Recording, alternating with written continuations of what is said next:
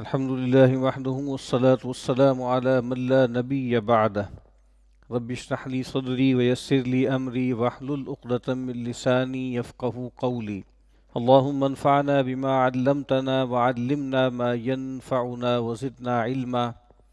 اللهم لا سهل إلا ما جعلته سهلا وأنت تجعل الحزن إذا شئت سهلا آمين يا رب العالمين۔ کتاب ریاض الصالحین میں آج ہمیں جس باب کا مطالعہ کرنا ہے اس کا عنوان ہے باب استحباب الذهاب إلى العید وعیادۃ المریض والحج والغزو والجنازہ ونحوها من طریق والرجوع من طریق آخر لتکثیر مواضع العبادہ۔ امام فرماتے ہیں کہ اس بات کا پسندیدہ ہونا، اس بات کا مستحب ہونا کہ انسان عید کی نماز کے لیے یا کسی مریض کی عیادت کے لیے یا حج کے سفر میں یا کسی جہاد کے سفر میں، جنگ میں یا جنازے کے لیے یا اس طرح کی کچھ اور جو خیر کے کام ہیں ان میں یہ بات مستحب ہے کہ جب وہ جائے تو ایک راستے سے جائے اور جب وہ لوٹے تو دوسرے راستے سے لوٹے۔ کیوں؟ لتکثیر مواضع العبادہ، تاکہ عبادت کے مواضع، عبادت کی جگہیں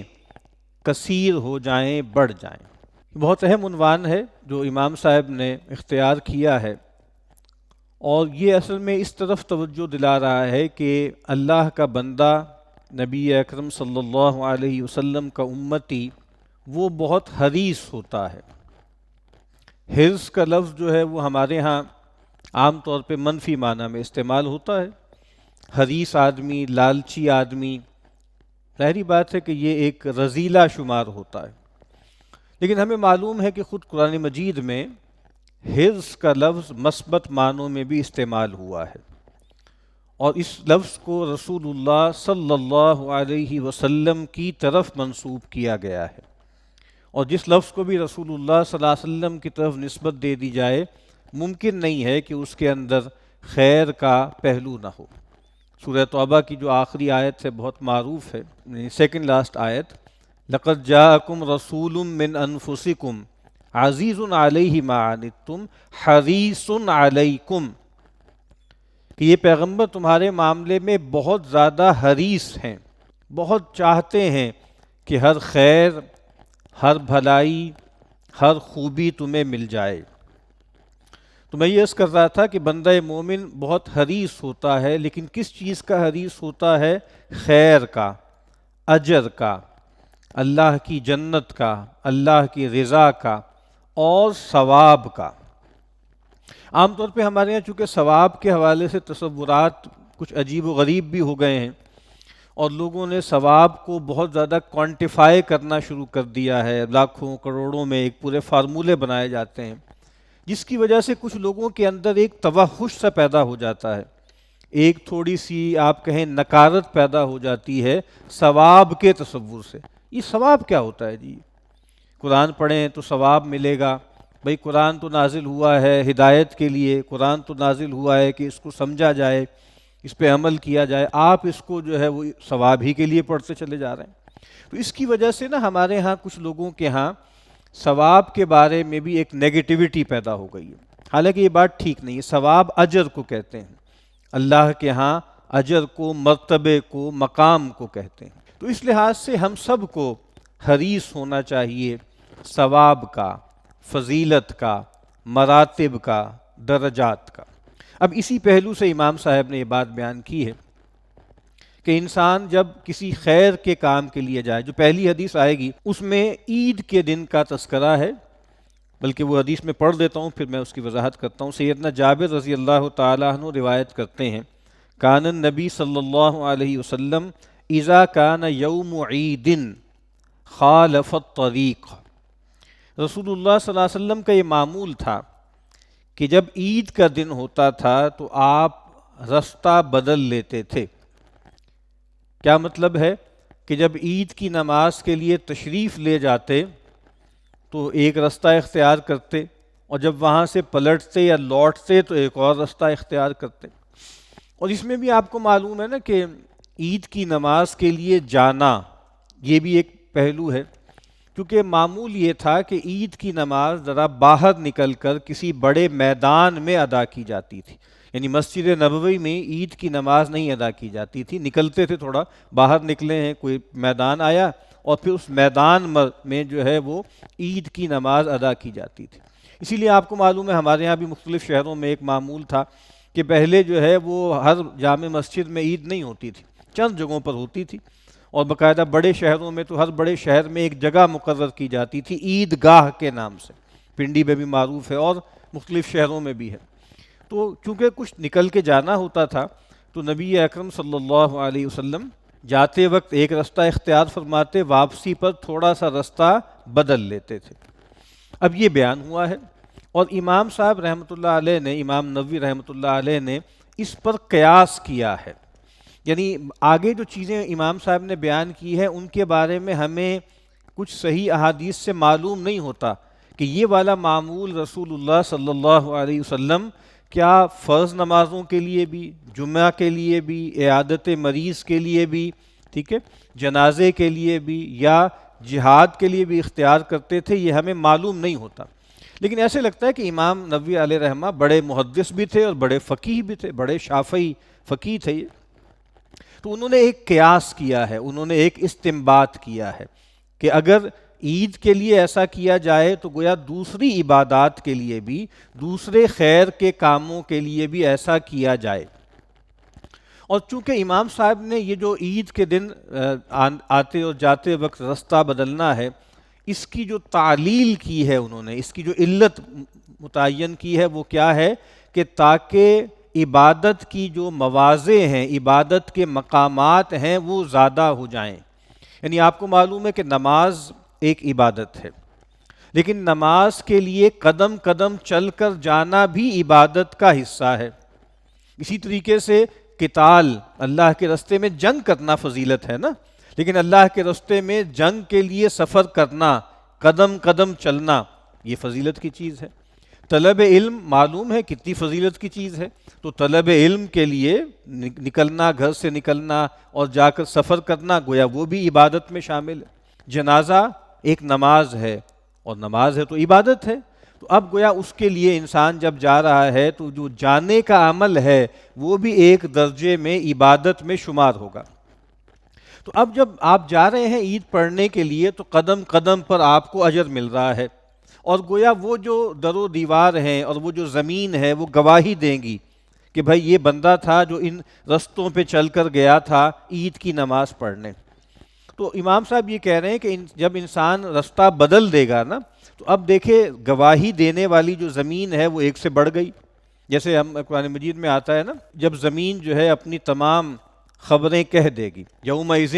تحدث اخبارہا بان ربک اوحی لہا، وہ دن کہ جس دن زمین اپنی ساری بپتا، اپنی ساری خبریں کہہ دے گی، اس وجہ سے کہ اس کے رب نے اس کو وحی کیا ہوگا۔ تو نبی اکرم صلی اللہ علیہ وسلم نے پوچھا صحابہ سے، اتدرون ما اخبارها، اے لوگوں جانتے ہو کہ زمین کی خبریں کیا ہیں؟ تو لوگوں نے کہا کہ آپ فرمائیے، کہا فإن اخبارها ان تشهد على كل عبد وامة بما عمل على ظهرها، کہ بنیادی طور پر زمین اس بات کی گواہی دے گی، ہر مرد اور ہر عورت، ہر اللہ کا بندہ، ہر اللہ کی باندی گواہی دے گی کہ زمین بتائے گی کہ اس نے اس کی پیٹھ پر کیا عمل کیا۔ کیا کہے گی؟ تقول عمل کذا و کذا، کہا کہ فلاں شخص نے جو ہے وہ فلاں فلاں موقع پر، وقت پر میری پیٹھ پر یہ عمل کیا، فہذا اخبارها، تو یہ اس کی خبریں دینا۔ تو گویا امام صاحب یہ بتا رہے ہیں کہ جب آپ جائیں گے تو وہ سارے جو ہے شجر و حجر جو وہاں پر ہوں گے اور جو زمین ہوگی وہ گواہی دے گی کہ یہ بندہ یہاں سے چل کر گیا تھا عید کی نماز پڑھنے۔ اب جب واپس دوسرے راستے سے آئیں گے تو گواہی ایڈ ہو گئی نا، ایک اور زمین کا ٹکڑا، ایک اور بقعہ جو ہے وہ انسان کی گواہی دے گا۔ ایک اور روایت میں، طبرانی میں یہ روایت آئی ہے کہ فرمایا کہ تحفظوا من الارض فانها امکم، دیکھو زمین کی حفاظت کرو کہ یہ تمہاری ماں کی طرح ہے. ظاہری بات ہے انسان کو زمین کے جیسے آپ کہیں کہ جوہر سے پیدا کیا گیا ہے، انسان کو مٹی سے پیدا کیا گیا. اور کہا کہ وَإِنَّهُ لَيْسَ مِنْ أَحَدٍ عَامِلٍ عَلَيْهَا خَيْرًا أَوْ شَرًّا إِلَّا وَهِيَ مُخْبِرَةٌ. اور جان لو کہ کوئی بھی عمل کرنے والا جو بھی اس کی پیٹھ پر کوئی بھلائی کرے گا یا برائی کرے گا مگر یہ کہ وہ اس کی مخبری کرے گی. ہمارے یہاں اردو میں بھی مخبری کا لفظ استعمال ہوتا ہے، مخبرۃ، کہ وہ خبر دے گی کہ دیکھو میری پیٹھ پر یہ نیک عمل ہوا تھا یا میری پیٹھ پر یہ برائی کا جو ہے کی حرکت سرزد کی گئی تھی. تو اس لحاظ سے بھی گویا امام صاحب یہ بتا رہے ہیں کہ اس سے کیا ہوگا کہ آپ کی عبادت کی جو جگہیں ہیں وہ بڑھ جائیں گی. اسی وجہ سے آپ کو معلوم ہے ہمارے یہاں بہت سے لوگوں کا یہ معمول ہوتا ہے کہ فرض نماز جب پڑھ لیتے ہیں تو تھوڑی جگہ چھوڑ کر، تھوڑی سی وہاں سے ہٹ کر جو ہے نا پھر دوسری جگہ پر نفل پڑھتے ہیں. اس کا سبب ایک تو صحابہ کرام کے ہاں بھی تھا کہ بعض اوقات بعض صحابہ نماز پڑھنے کے بعد سلام پھیرنے کے بعد اتنی تیزی سے اٹھتے تھے اپنی جگہ سے کہ جیسے لگتا تھا کہ کسی گرم پتھر پہ بیٹھے ہوئے ہیں اور اتنی سیک ہے کہ بمشکل اس کو جو ہے برداشت کیا پھر اٹھ کے چلے گئے. ایک تو خیر اس کو جگہ بدلنے میں ایک حکمت یہ بھی ہوتی ہے کہ یہ بات معلوم ہو جائے کہ اب یہ عبادت کا عمل ہے وہ ختم ہو گیا ہے اور اب ہم نے گویا ایک فرض سے ہم نکل گئے ہیں اور اب ہم جو دوسری نماز پڑھیں گے نا وہ ڈسٹنکٹ ہے، وہ اس سے بالکل الگ ہے. مطلب آپ نے جیسے آپ کو معلوم ہے دین یہ چاہتا ہے کہ ایک تو عادت اور عبادت میں چاہتا ہے کہ گڑبڑ نہ ہو اور ایک یہ بھی چاہتا ہے کہ فرض اور نفل میں بھی جو ہے آپس میں التباس نہ ہو. اس لیے اللہ کے نبی نے منع کیا ہے کہ 15 شعبان کے بعد جو ہے وہ روزے نہ رکھا کرو، الا یہ کہ کوئی آدمی رکھا ہی کرتا ہے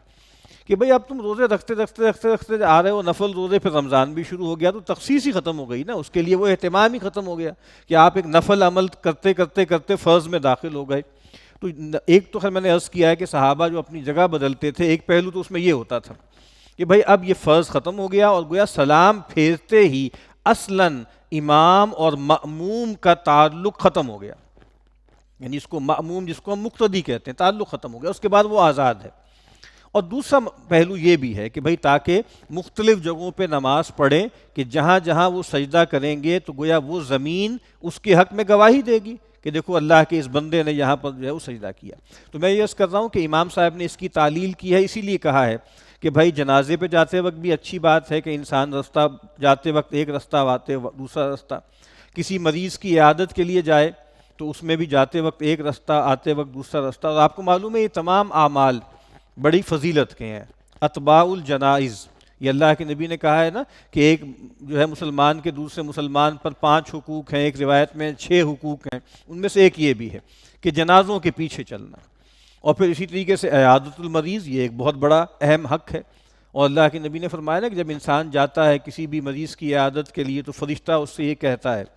کہ لقد طابا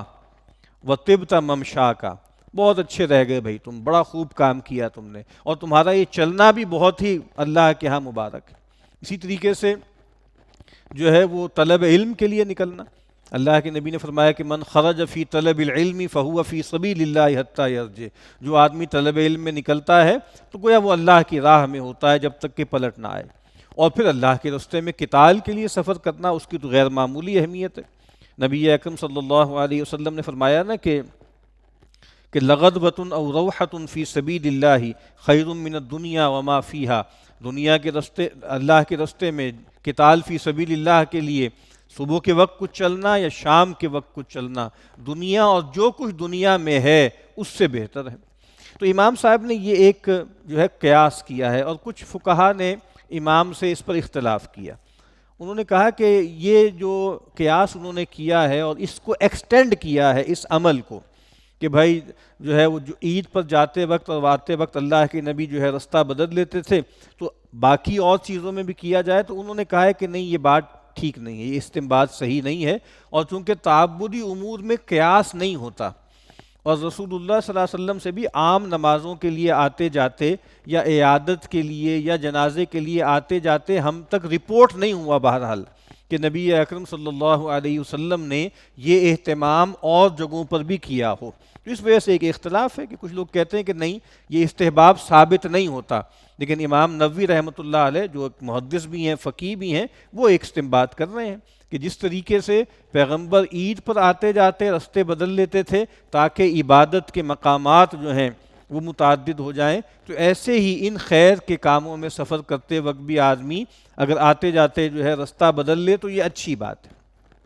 باقی یہ بات کہ رسول اللہ صلی اللہ علیہ وسلم ایسا کیوں کرتے تھے، ایک تو جیسے امام صاحب نے استنباط فرمایا کہ بھئی تاکہ عبادت کی جو جگہیں ہیں وہ کثیر ہو جائیں، وہ زیادہ ہو جائیں۔ پھر اور لوگوں نے اس کو اور طریقے سے بھی دیکھا ہے، مثال کے طور پر عید کے دن آتے جاتے آپ کو معلوم ہے کہ تکبیرات کہنا اس کی بڑی فضیلت ہے، اللہ اکبر لا الہ الا اللہ واللہ اکبر وللہ الحمد۔ اور عید کیا ہے، یہ شعائر اللہ میں سے ہے، تو گویا پیغمبر نے اس لیے بھی تاکید کی ہے کہ بھئی لوگ ایک رستے سے جائیں دوسرے سے آئیں تاکہ پورا جو مدینہ ہے وہ گونج اٹھے، اور وہاں پر منافقین بھی موجود ہیں، وہاں پر کفار بھی موجود ہیں، تو ان کے لیے وہ جو ایک شعیرہ اسلام ہے اور اس کی حوالے سے ایک شوکت اسلام کا مظاہرہ بھی ہو جائے۔ پھر یہ بھی جو ہے محدثین نے لکھا ہے کہ پیغمبر رستہ کیوں بدلتے تھے، تاکہ بھئی جاتے وقت اگر کوئی مساکین ملیں ان کو دے دیں، واپسی پہ ایک اور رستہ تاکہ اگر اس رستے میں کوئی مساکین اور غربا ہوں تو ان کو کچھ جو ہے وہ صدقہ و خیرات کر دیں۔ اسی طریقے سے وہاں جاتے وقت کچھ لوگ ہیں ان کو سلام کر دیں، واپسی پہ کچھ اور لوگ ہیں ان کو سلام کر دیں۔ اسی طریقے سے امر بالمعروف نہی عن المنکر ہے، جاتے وقت جو ہے وہ جائیں تو کچھ لوگوں کو وہاں پہ تلقین کرتے جائیں، واپسی پہ آئیں تو کچھ اور لوگوں کو تلقین فرماتے آئیں۔ تو یہ تمام انہوں نے مفادات بتائے ہیں اس بات کے کہ نبی اکرم صلی اللہ علیہ وسلم جو ہے وہ رستہ بدل لیا کرتے تھے۔ تو یہ جو بات ہے کہ رسول اللہ صلی اللہ علیہ وسلم کے بارے میں فرمایا کہ جب آپ عید کا دن ہوتا تھا خالف الطریق، ایک رستے سے جاتے تھے دوسرے سے واپس آتے تھے۔ تو بہرحال عید کے حوالے سے تو ہمیں بھی اس کا اہتمام کرنا چاہیے کہ رستہ اب ظاہر ہے لوگ عام طور پہ سواریوں پہ جاتے ہیں تو تھوڑا سا روٹ بدل لیں کہ جاتے وقت ایک رستے سے جائیں اور واپسی پر دوسرے رستے سے آئیں۔ اگلی جو دوسری روایت یہاں پر ہے، سیدنا عبداللہ ابن عمر رضی اللہ تعالی عنہما فرماتے ہیں ان رسول اللہ صلی اللہ علیہ وسلم کان یخرج من طریق الشجرہ ویدخل من طریق المعرس، کہ رسول اللہ صلی اللہ علیہ وسلم جب مدینہ سے کہیں باہر تشریف لے جاتے تو طریق شجرہ سے، جہاں جو طریق شجرہ ہے وہاں سے نکلتے، ویدخل من طریق المعرس، اور داخل ہوتے طریق معرس سے۔ معرس کہتے ہیں،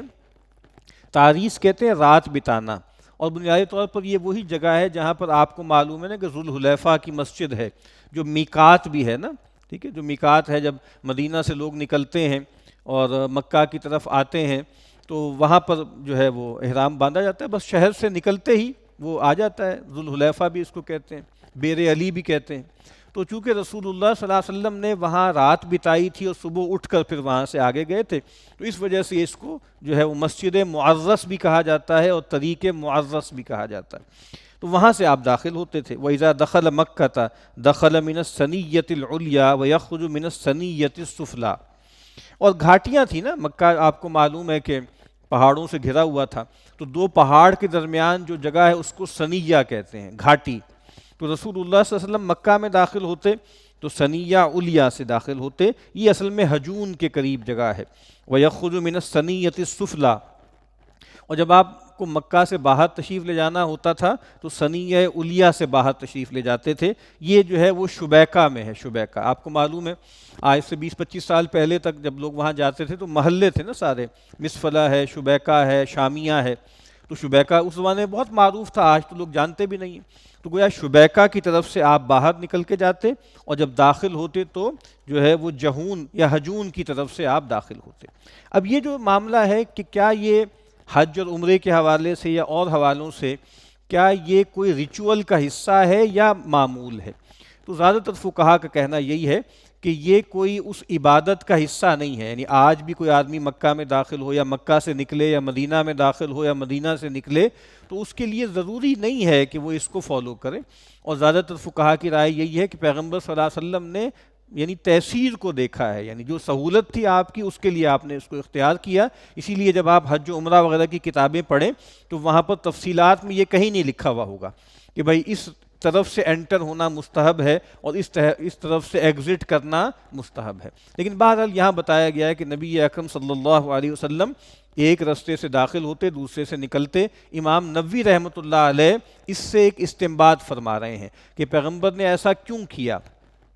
کہ یعنی مکہ میں داخل ہوتے وقت ایک رستہ، نکلتے ہوئے دوسرا رستہ، مدینہ میں داخل ہوتے ہوئے ایک رستہ، نکلتے ہوئے دوسرا رستہ، وہ اس وجہ سے اختیار کیا تاکہ جو عبادت کی جگہیں ہیں اور اللہ کے رستے میں سفر کرنے کے جو مواضع ہیں وہ کثیر ہو سکے۔ تو بہرحال یہ جو پورا باب ہم نے پڑھا ہے، اس میں بنیادی طور پر جو پیچھے آپ سمجھ لیں محرک ہے وہ یہی ہے کہ ہمیں چاہیے کہ ہم خیر کے حریص بنیں، اور اس خیر کے حریص بننے میں یہی پہلو بھی ہے کہ چاہے عبادات ہوں، چاہے وہ عید کا معاملہ ہو، چاہے وہ دوسرے معاملات ہوں، اس میں اگر انسان آتے جاتے رستہ بدل لے تو یہ بھی اس کے لیے بہت خیر کا باعث ہے۔ وآخر دعوانا ان الحمد للہ رب العالمین۔ اللہم صلی علی محمد وعلی آل محمد وبارک وسلم۔ اللہم اغفر لنا ولآبائنا ولأمہاتنا ولجمیع المؤمنین والمؤمنات والمسلمین والمسلمات۔ اللہم اشف مرضانا مرضى المؤمنین والمؤمنات والمسلمین والمسلمات۔ اللہم آسن عاقبتنا فی الامور کلها واجرنا من خزي الدنیا وعذاب الآخرہ۔ اللہم انصر المسلمین والمسلمات۔ اللہم انصر المسلمین فی کل مکان۔ اللہم انصر المسلمین فی فلسطین۔ اللہم انصر المسلمین فی غزہ۔ اللہم انصر المجاہدین فی الحماس۔ اللہم تقبل شہادتہم۔ اللہم اشف مرضاہم۔ اللہم ارحمہم۔ اللہم اعف عنہم۔ ربنا تقبل منا انک انت السمیع العلیم وتب علینا انک انت التواب الرحیم۔ وصلی اللہ تعالی علی خیر خلقہ محمد وعلی آلہ وصحبہ اجمعین برحمتک یا ارحم الراحمین۔